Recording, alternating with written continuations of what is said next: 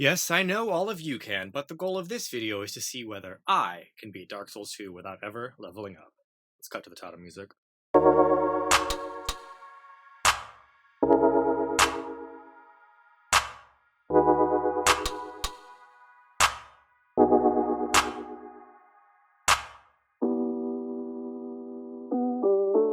After designing my boy with the best name I could think of for a level 1 character, Wonder, I instantly realized that I didn't exactly do what you could call research or look anything up before starting this, my first ever challenge run. I haven't even played this game in like a year, so I went through the tutorial, relearned the mechanics, picked up a surprise tool that will help us later, and made my way to Majula, where I proceeded to run around like an idiot before remembering where the free Estus shard is. Real chicken with my head cut off hours. This is a good time to talk about what makes level 1 difficult in Dark Souls 2 specifically. Yes, it means I have the minimum possible health, stamina, and defense, and the only way to improve my damage is by upgrading my weapon. But there's one other key difficulty, and that comes in this wacky little stat that only appears in this one game in the franchise: adaptability.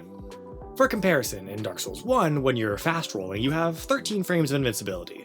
But in Dark Souls 2, for some reason, you can get up to 14 or 15 or even 16 by increasing your adaptability, but at the base level, you have 5 frames. So when you see me struggle to roll over and over and over, just know that it's not entirely my fault. I went into the Forest of Fallen Giants, picked up all these useless items for some inexplicable reason, tested to see if I still had the parry timings in me, decided to go for only rolls and backstabs for the rest of the run, learned very quickly that the best offense is a good offense, and made my way to the Merchant Hag Malentia. I watched a quick YouTube tutorial, unlocked Leningrad shop, and bought my first and last weapon of the run, Mace. That's right, our build is complete, baby.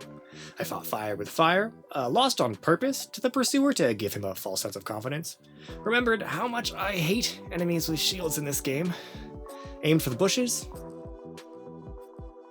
invited myself over to my new neighbor's housewarming party, upgraded my mace to +3, and ran on through to the last giant. That's fine, I didn't want the stupid Chloranthy ring anyway. Okay, that one's a little embarrassing. Moving right along.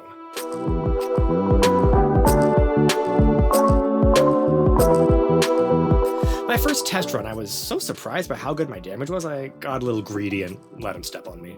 Then for some reason, my second test run, he stepped on me but didn't kill me in one hit. I was so surprised, I of course immediately choked. Finally, on my first actual attempt, I burned a human effigy and effortlessly beat him to extinction.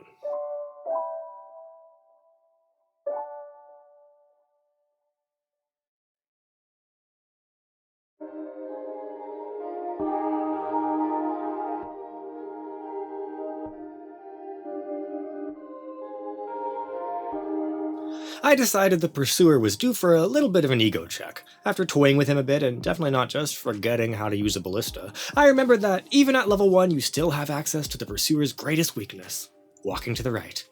Let's just say he should pursue a new line of work.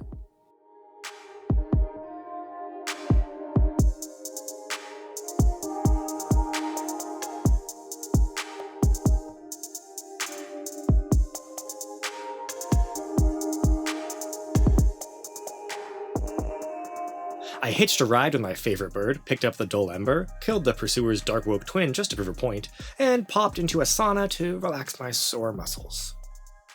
I then watched in agony as this guy said he'd rather blow himself up than let me access Macduff. Twice. So I took matters into my own hands. I upgraded my mace to +5, bought the bright bugs in case I lose all my souls, remembered again why I hate explosive barrels. Twice. Use the environment to my advantage, watch these guys do this.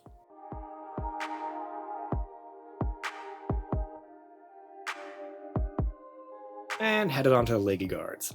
My first practice run, I wanted to see how much the fall damage was if I dropped down. Noted. On the run back, my spidey senses started tingling. I knew something had to be off when these three all decided in a row they'd rather die at their own hands than fight me. My suspicions proved correct when the fates intervened and forced me not to dodge this incredibly telegraphed attack. Third practice run. Would you believe me if I told you my dog was licking the controller? Fourth one. Look, I really thought she was dead. What do you want from me? Frankly, I was too thrown off to focus. But on my first real try, yeah, I didn't even sweat a little bit.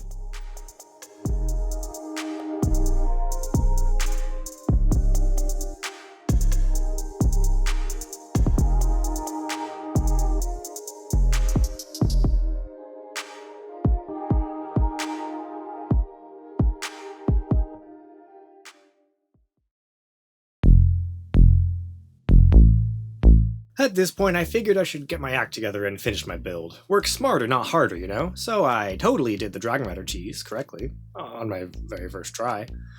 Also, definitely did it right on my second try. I took care of things the old-fashioned way. Sent America's favorite megachurch pastor back to Majula, didn't see this High Knight until it was too late, and picked up the ring of, oh god, why is my max HP so low? I turned the path to Huntsman's Copse, remembered there was a guy who dropped down here but forgot from which side.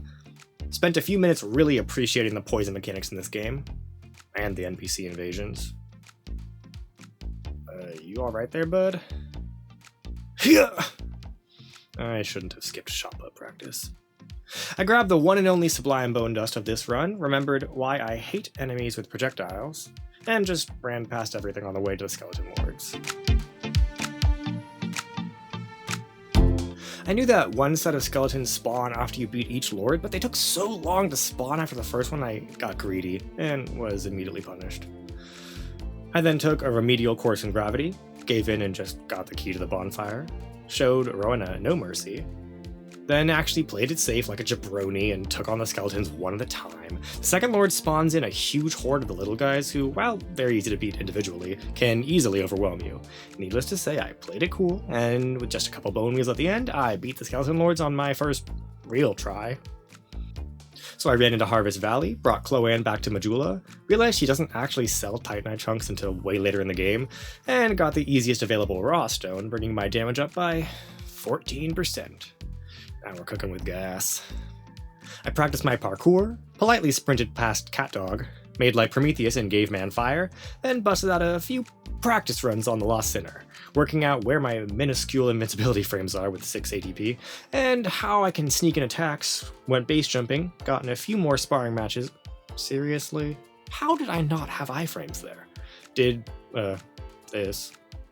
And on my first actual try, let's just say I let the sinner requiescat in pace.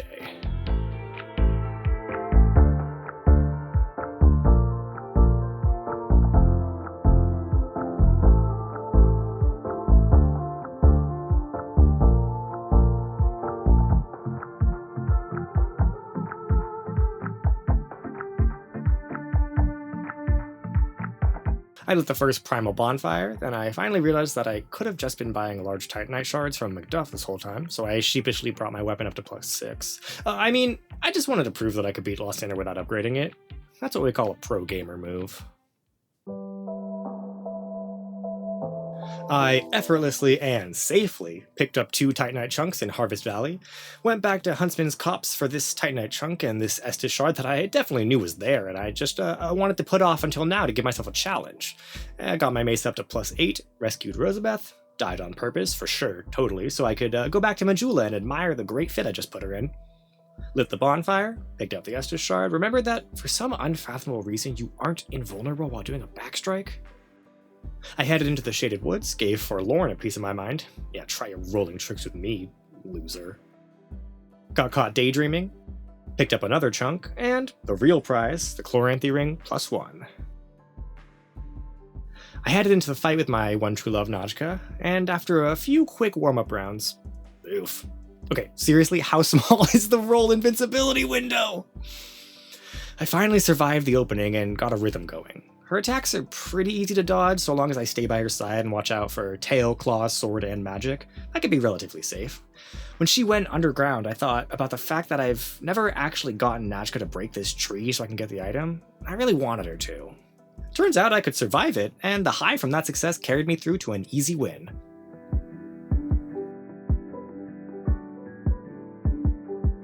All that for a flame butterfly. I popped into the Doors of Pharos for another Titanite chunk, got stuck between a rock and a hard place, and headed to the easiest boss in the game. Now, some might say that I died to the Prowling Magus in the congregation. Twice. But if you look at it another way, I actually just gave myself more time to play a really fun game, so who's an embarrassing gamer now? Yeah, if you just use the pews for cover and take everything out bit by bit, it's really not that hard.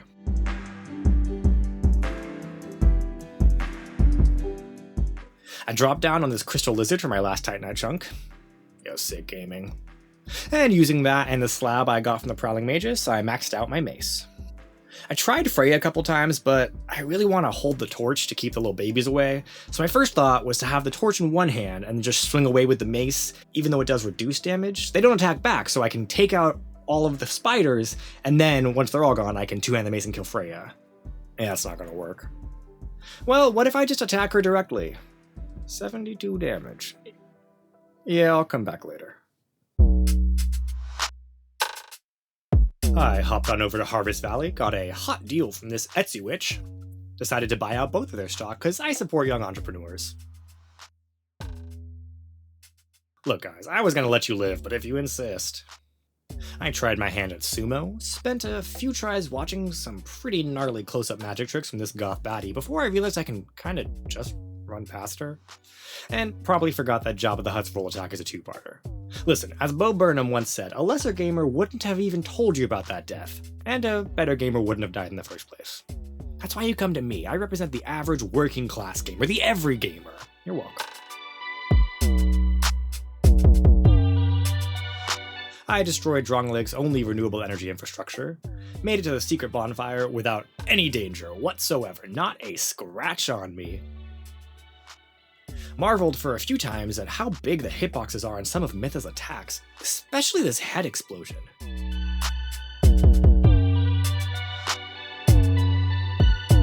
Did you guys know that she has a grab attack? Huh, you learn a new thing every day. And then pulled off what might be one of the clutchest boss wins I've had in a while.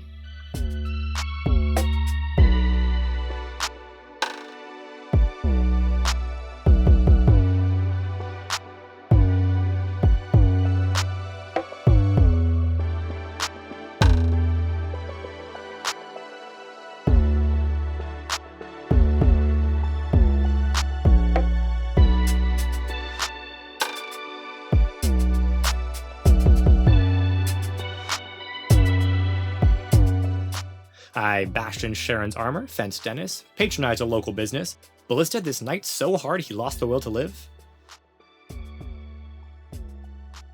and had just the best time in what has to be the best designed Souls level ever, with my favorite enemy placements. I turned off the furnace, and got right back to the fun.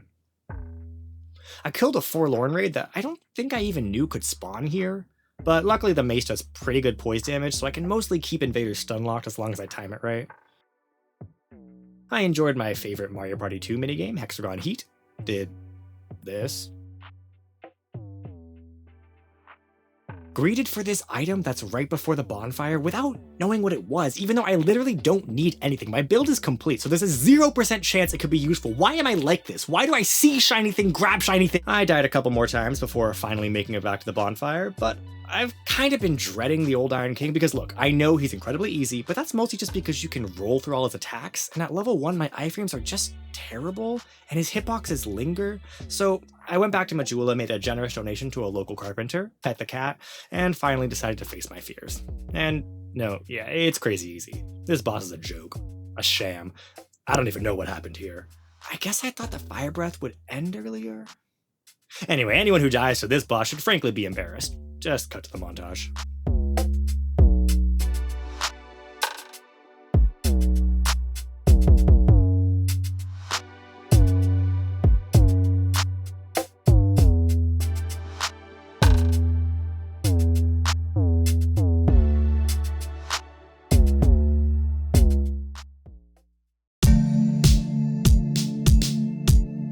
With 2 Great Souls done, I popped out of the well for a cheeky pint, went to a rave at what I can only assume is your average industrial club in Berlin, got diced by Melinda the Butcher before she realized the error of her ways, finally remembered the correct path through here, lit the hidden bonfire just for safety, and headed down to Blood Gulch.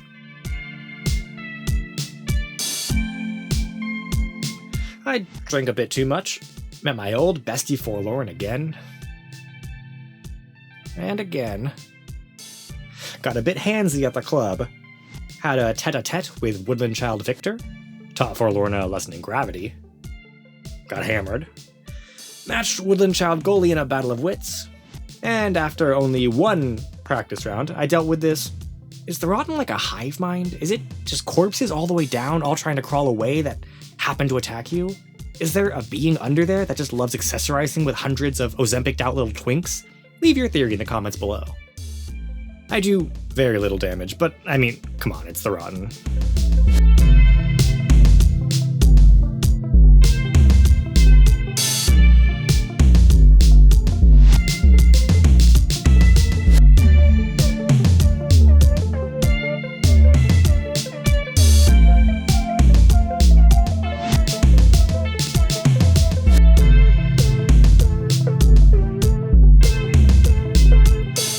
Is it objectively dishonorable to hide in a little alcove and pew pew pew at the giants?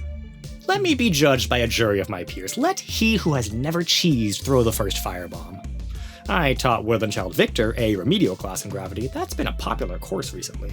Went back into the well for the Dragon Talon and headed into the Sunken King DLC.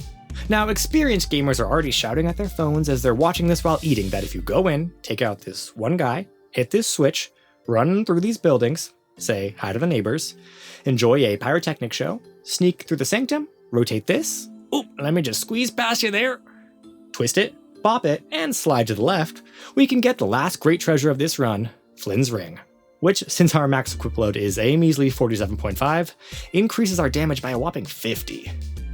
Now, since I can't one-hand my mace and I really wanted to have the torch to fight Freya, I decided it was time to get a bit cheeky. I popped back over to the Iron Keep for the Iron Key, got hot and steamy with some lizards before I realized the item I wanted was actually up top and I didn't need the key at all. Dropped down into the lizard pit safely and effortlessly, and used this Fire Drake Stone to enhance the only weapon in the game I can one-hand with fire damage, the Humble Dagger. I headed back down to Black Gulch to farm Titanite chunks from the little hand demon monster things. And I was afraid I was going to despawn them all and have to join the Covenant of Champions, but on the very last one, the 12th time through, I got my last chunk, letting me bring the dagger to +9. I headed back to the Forest of Fallen Giants, used the Pharos Lockstone to get the Titanite slab, and maxed out my new fire dagger.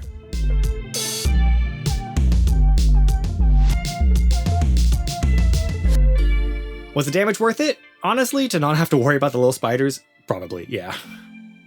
This fight is spider silky smooth. All I had to do is wait at a middle distance to bait the beam attack out from one head, then run around and jab the other head and repeat until I've got a nice roasted arachnid.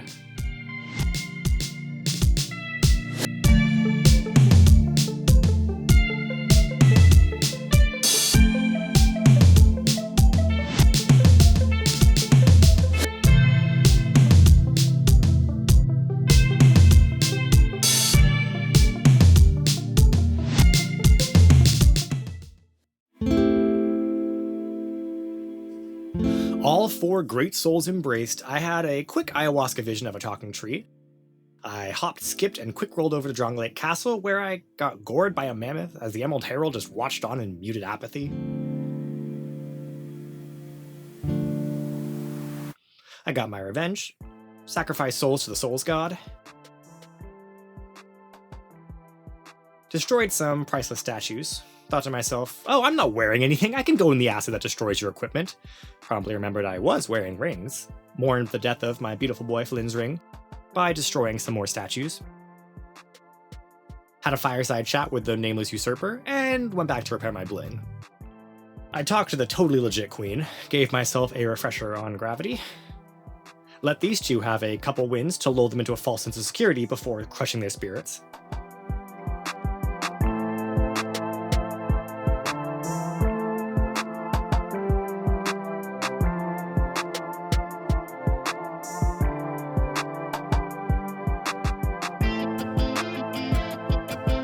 I catfished a couple guys and fed their souls to the castle's AI-powered elevator. Walked past this gimp. Look man, what 2 consenting adults do in the comfort of their own cage is no business of mine. And headed to the Looking Glass Knight. At this point in the run I had bought every Brightbug, but I'd been saving them, and hey, if there's one boss I want to beat first try, it's this guy. Wait, that damage? Those rolls? Am I actually good at this game?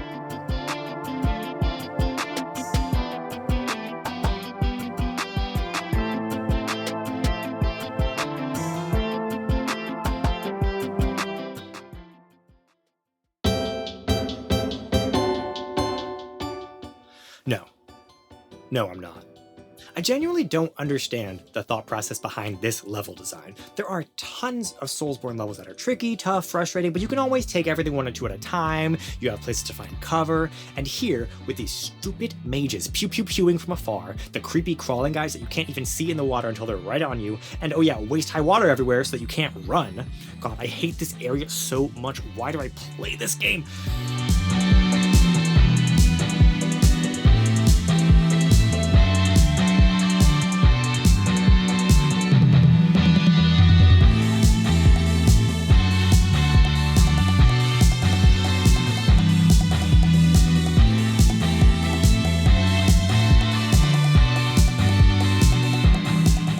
Finally got revenge, got jump scared. Twice. Taught Peculiar Kindler the vital importance of wall hacks. Broke it down funky style with the Demon of Song. And went for a swim just for old time's sake. I went down to the crypt, had an ayahuasca trip flashback, hung out with a goth himbo just to feel something, ran through my 3 biggest fears, and barely opened up the shortcut before I graciously gave a win over to the first and only PvP invader of the run, Innocent Waifu. Well, at least she bowed. I took out the 3 musketeers before they could make the bell toll for thee, killed the 4th dragon rider in this game, and considering Velstadt might be the boss I had the most trouble with the first time I played this game, I think I did pretty well. There's something about his delayed pancake attack and the backswing on his side swipes that just really get me.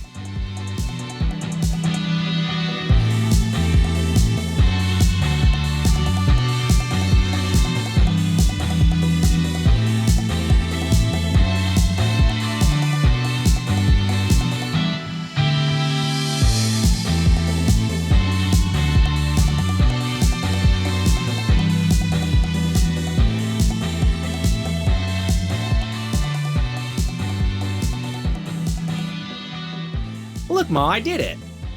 I picked up the King's Ring and, yeah. Let's just leave him be. The AC is blasting and his favorite song is on. I headed over to Aldia's Keep, got played by Lucatiel's brother, so I decided to spawn camp him. Made the smart choice not to get stoned for once in my life. Went to the secret bonfire. Oop, let me just sneak past you there.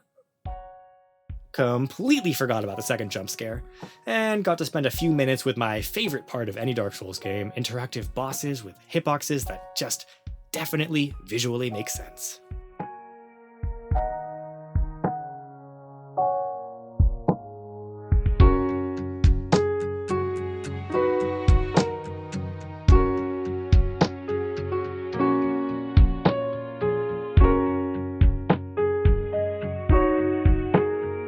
I skipped the entire Dragon's Eyrie, which, yeah, to be honest, I don't think I realized you could do. Saw a little baby tree, aren't you just a little cutie pie? And then met the real boss of this run, this guy. Listen, I know these Drake Keepers aren't even that hard, but this one has one weirdly fast attack he loves to do, and what looks like maybe a glitch where sometimes when I hit him, it like knocks him out of his recovery and lets him immediately go into another attack. And then when I finally do beat him, I just get curb stomped by this power stancing looks maxer.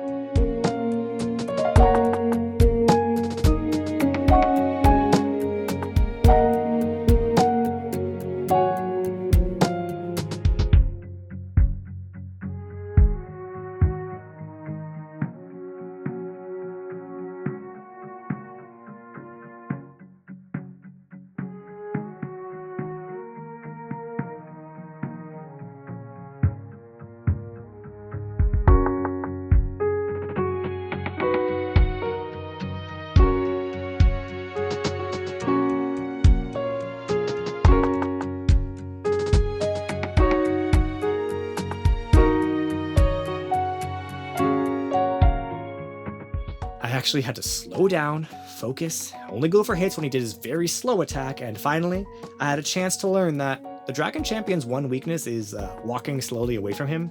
Yeah, it turns out he doesn't actually have that much range.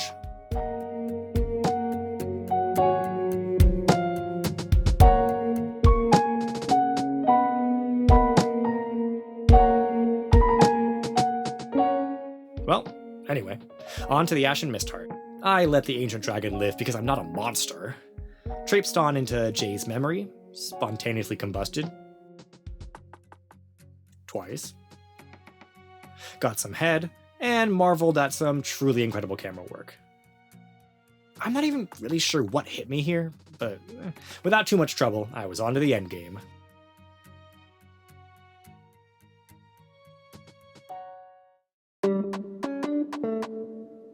This was it, the final gauntlet, the victory lap of my first ever Soul Level 1 run. I made myself human, popped a bright bug, and immediately forgot the arena doesn't have walls on one side. And how the Throne Duo can combo you. Boy, can they combo you. Each on their own is definitely doable. They have a couple quick attacks that can be annoying to dodge with such low adaptability, but this, what is happening to me?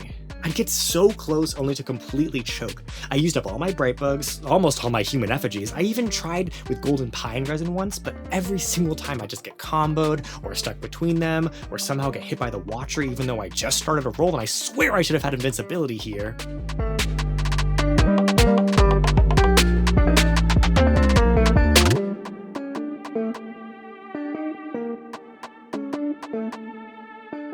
I died 28 times.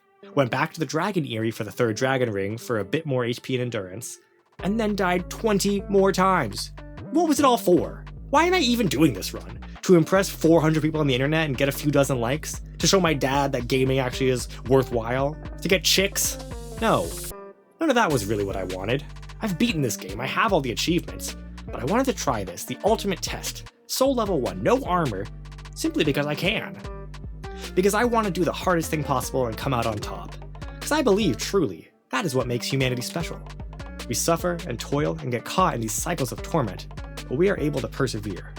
We can take the pain and make ourselves stronger and smarter, and I can do anything I put my mind to. So on my 49th attempt at the Throne Duo, I did this.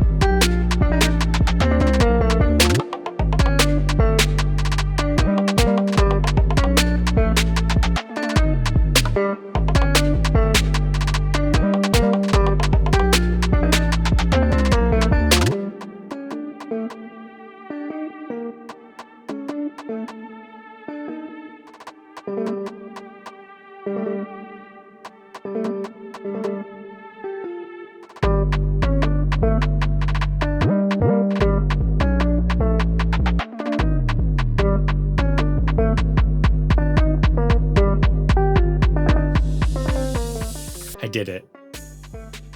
And after a perfunctory death in Ashandra, because I wanted to see the unique cutscene when you walk through the fog gate, definitely not because I forgot she has an AoE explosion attack.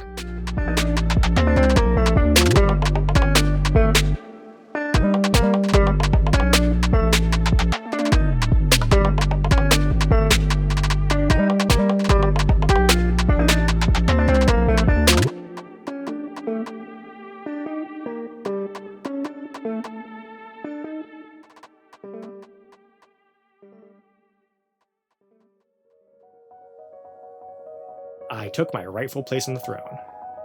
How did I feel? Incredible.